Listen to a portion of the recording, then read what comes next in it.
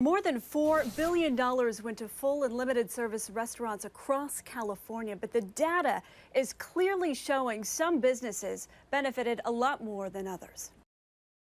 At Yountville's three-star Michelin restaurant, the French Laundry, you can reserve an exclusive outdoor culinary dining experience starting at $450 per person, or a white truffle and caviar dinner for $1,200 per person.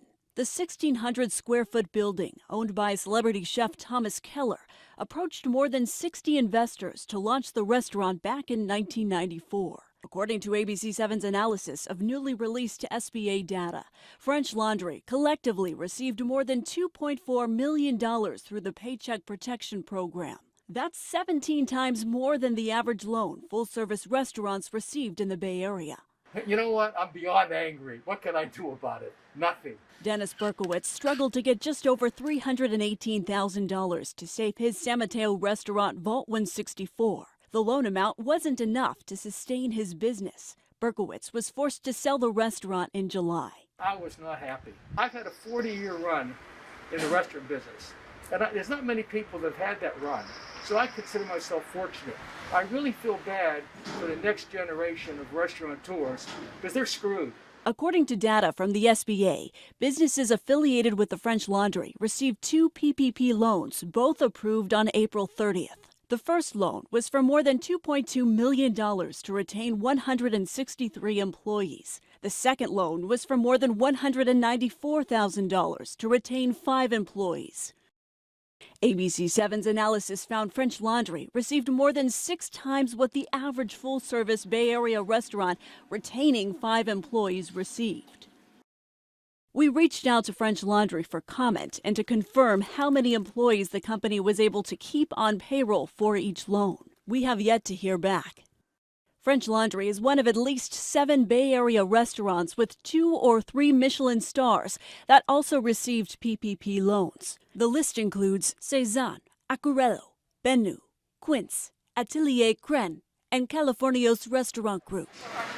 Val Cantun of Californios received around a $214,000 loan to retain 10 to 14 people, mainly management. Of course, still trying to figure out how to spend it correctly, which has and continue to be cloudy. Cantu says that's in part due to the SBA's rules changing so frequently.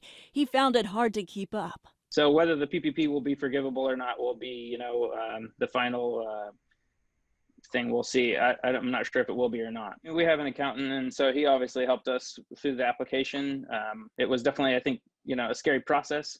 Teresa Passion, owner of the Mission's La Palma, agrees. But like some other family-owned small businesses, she didn't have access to financial help. And it was very intimidating, the application process.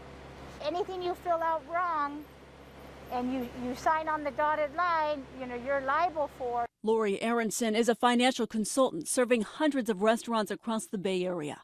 She specializes on helping her clients qualify for PPP funding. Clearly, those who had established banking relationships with banks that chose to participate, at least in the early stages, those that had access to financial advisors, accountants, attorneys, to make sense of the application, receive the loans. From your perspective, what needs to change to make access to funding more equitable? I think the fintech companies are going to be key. Because I think they leveled the playing field a lot in the late stages of the last round of PPP. Fintech companies, or in other words, online banking companies like Kabbage. More than 90% of the company's applicants have 10 or fewer employees.